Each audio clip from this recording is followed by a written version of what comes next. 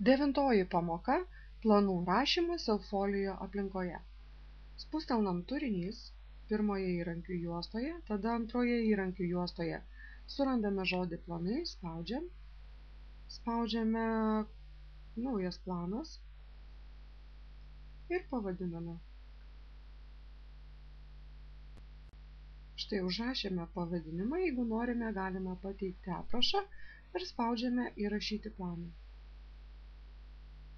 Tada į planą įkeliame užduotis. Spustelnam naują užduotis.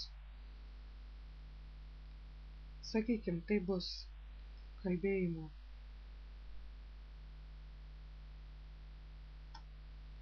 atsiskaitymas.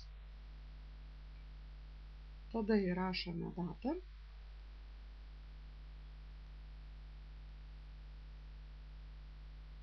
Sakykim, tai vyks sausio 18 dieną.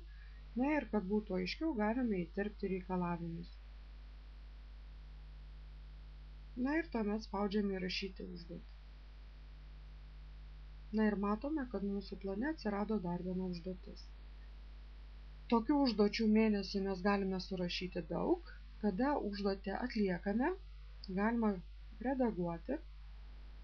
Ir štai čia pažymėti, kad užduotis įvykdyta. Spaudžiame įrašyti. Ir tuomet užduočių sąraše jūs matysite atliktus darbus pažymėtus varnele. Taigi, sėkmės planuojant.